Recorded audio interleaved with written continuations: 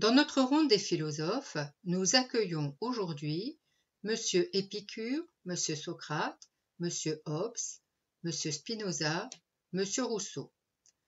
Je les laisse se présenter. Je suis Épicure, un philosophe grec du IVe et du IIIe siècle avant Jésus-Christ. Je suis Socrate, je suis un philosophe grec du Ve siècle avant Jésus-Christ.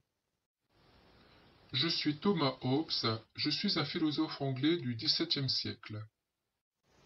Je suis Baruch Spinoza, philosophe néerlandais d'origine portugaise du XVIIe siècle. Je suis Jean-Jacques Rousseau, écrivain, philosophe, musicien suisse du XVIIIe siècle. Je suis Oscar. Je suis Christine. Je vous propose d'écouter ce mythe grec intitulé « L'or du roi Midas » en guise d'introduction à notre discussion.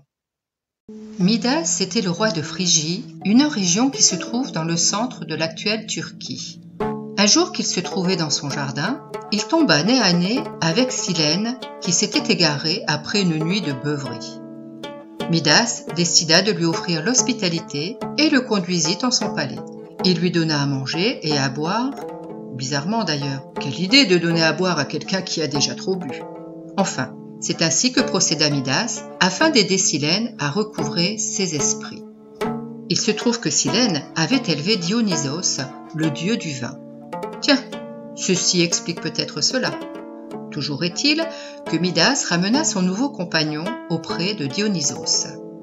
Afin de le remercier, ce dernier proposa à Midas d'exaucer le souhait qu'il voudrait voir réalisé. Ni une ni deux, Midas choisit de se voir donner un don, le don magique de transformer toute chose qu'il toucherait en or. Dionysos s'exécuta, fidèle à la parole donnée. Aussitôt, Midas toucha un rameau d'yeux, autrement appelé chêne vert, et celui-ci se transforma en or. Le roi rentra rapidement en son palais et vérifia les effets de son nouveau pouvoir. Dans le jardin, il toucha les fruits accrochés aux branches des arbres et ceux-ci se changèrent en fruits d'or. Il toucha des fleurs et le même prodige se réalisa. Il se pencha et effleura des morceaux de terre et des cailloux et ils se transformèrent en grosses pépites d'or.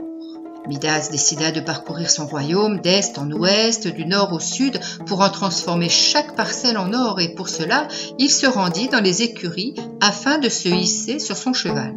Mais voilà, comme tout ce qu'il touchait se transformait en or, eh bien, son cheval préféré se figea et devint une statue d'or. Avec tous ces événements, Midas avait grand soif et grande faim. Alors qu'il passait la porte d'entrée de son château, ses vêtements touchèrent les piliers et ils se changèrent instantanément en or. Il appela ses serviteurs et leur demanda à boire et son dîner. Lorsqu'il voulut prendre le riz avec ses doigts, celui-ci, comme le reste, devint des grains d'or. Et lorsqu'il voulut se désaltérer, l'eau changée en or était imbuvable. Midas commençait à avoir peur. Comment allait-il vivre dans ces conditions ? Épuisé par tant d'épreuves et de nouveautés, il s'allongea sur son lit, habituellement si douillet, mais à présent, il était dur comme de l'or. Il ne put dormir. Il commença à prendre tout cet or en horreur. Il fit venir sa fille et la prit dans ses bras, mais ô malheur, elle se métamorphosa aussitôt en statue d'or. Le don que Dionysos lui avait donné s'était en fait révélé être une malédiction. Il courut chez Dionysos pour lui demander de lui ôter ce pouvoir. Dionysos lui dit de se rendre à la source du fleuve Pactole en Lydie. S'il se lavait dans ses eaux, il perdrait son don. Après un long voyage, semé d'embûches, Midas arriva enfin à destination. Il trouva la source et s'y plongea précipitamment. Depuis ce moment, le lit de la rivière Pactole est tapissé de poussière d'or et Midas a perdu son don. Lui qui avait toujours aimé l'or avait cru qu'il serait plus heureux en étant encore plus riche et c'est ce qui fit son malheur. Je pense que Dionysos a été très imprudent. Imaginez, si le roi Midas avait touché tout ce qui existe, il n'existerait plus rien de vivant. Tout se serait transformé en or, sauf lui. Tu as tout à fait raison.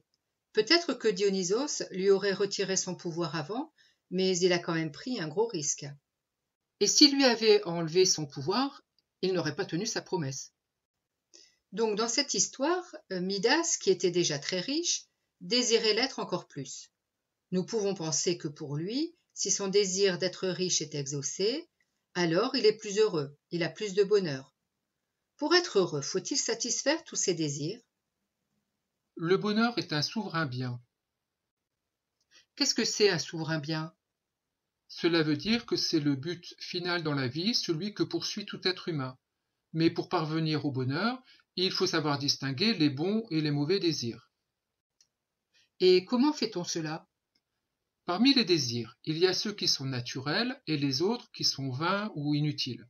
Et parmi les désirs naturels, il y en a qui sont nécessaires au bonheur, d'autres pour la tranquillité du corps et d'autres encore pour la vie même.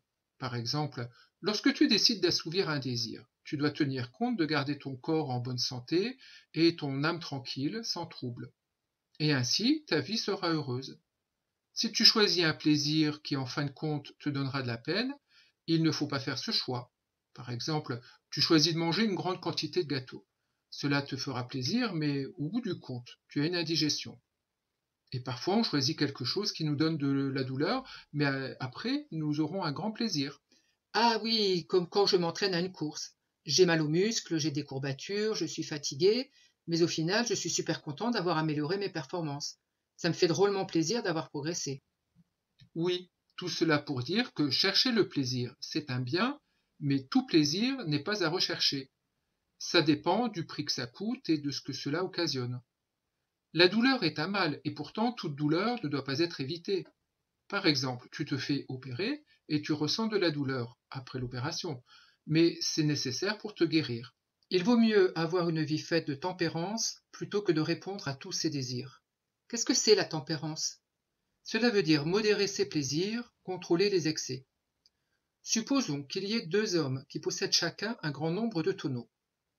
Les tonneaux de l'un sont remplis de bonnes choses, du vin, du miel, des légumes secs et des fruits secs, de belles grosses olives vertes, de l'huile parfumée, etc. Chaque tonneau contient des choses qui ont demandé beaucoup de travail pour les avoir.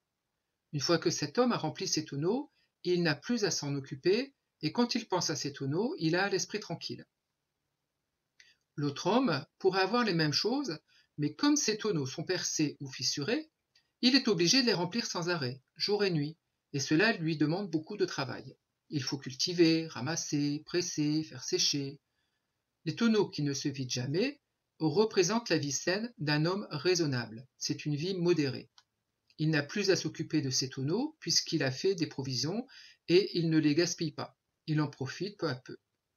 L'autre a une vie déréglée et il doit sans cesse remplir ses tonneaux. Il mène une vie de plaisir sans modération. Les tonneaux sont sans cesse vidés et il faut constamment les remplir. Alors, si chacun d'eux représente une manière de vivre, laquelle est la plus heureuse à ton avis? Je préférerais être à la place du premier qui ne fait le travail qu'une fois et ensuite il est tranquille.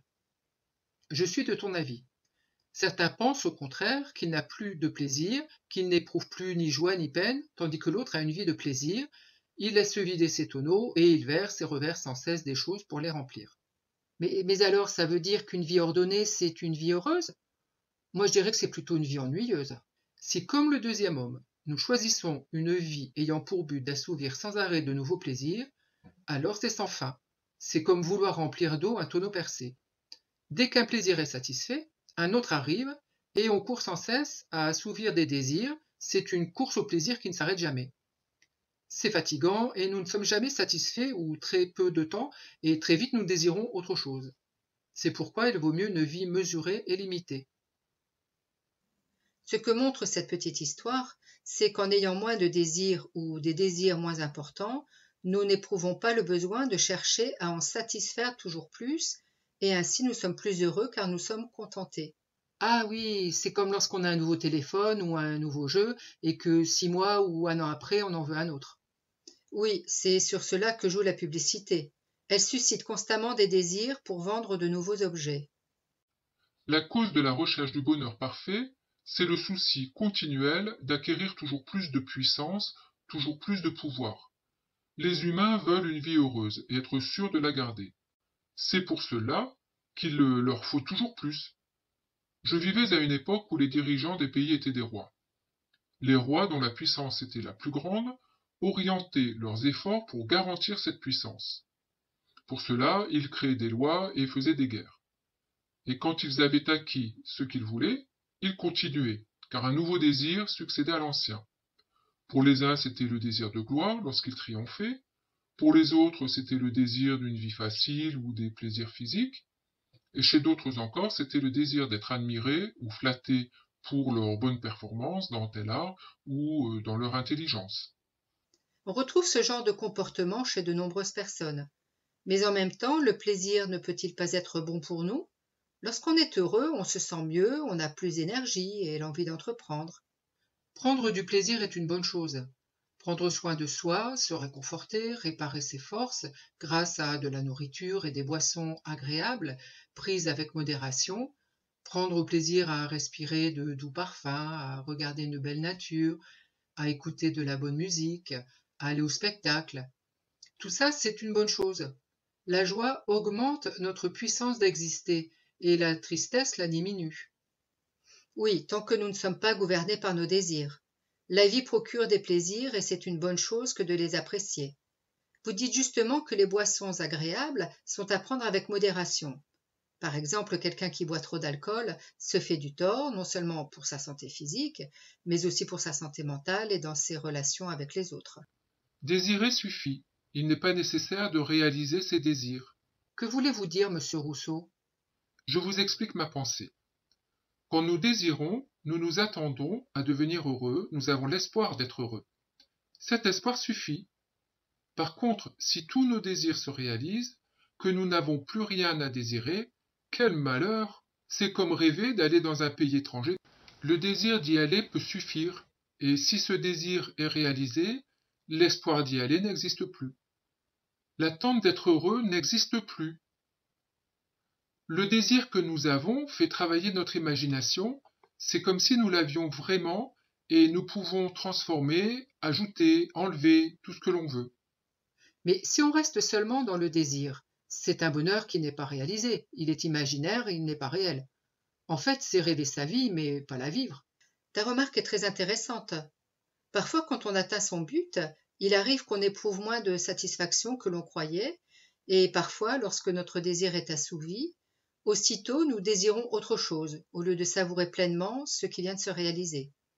Certains sont ainsi toujours insatisfaits et malheureux. Tandis que si on reste dans le désir, on ne risque pas des désillusions, ou encore, notre esprit est occupé à ce que l'on désire, donc on ne court pas après autre chose. Cependant, je suis d'accord avec toi pour dire que cela reste imaginaire et non réalisé. L'imagination rend ce désir comme réel, présent et palpable. On peut le sentir et le ressentir. Mais dès qu'il y a satisfaction du désir, l'objet de notre désir ne peut plus être modifié. Nous avons vu avec M. Épicure que le bonheur est un souverain bien et que tout plaisir n'est pas à rechercher. Pour M. Socrate, il faut avoir une vie de tempérance pour être heureux. M. Hobbes a expliqué que c'est la crainte de perdre son bonheur qui fait que l'on cherche la puissance, le pouvoir. Le plaisir n'est pas à éviter pour M. Spinoza car c'est une bonne chose tant que l'on agit avec modération et cela augmente notre puissance d'exister. Et M. Rousseau a montré que désirer donne l'espoir d'être heureux et cela suffit, c'est une satisfaction suffisante. Merci à tous.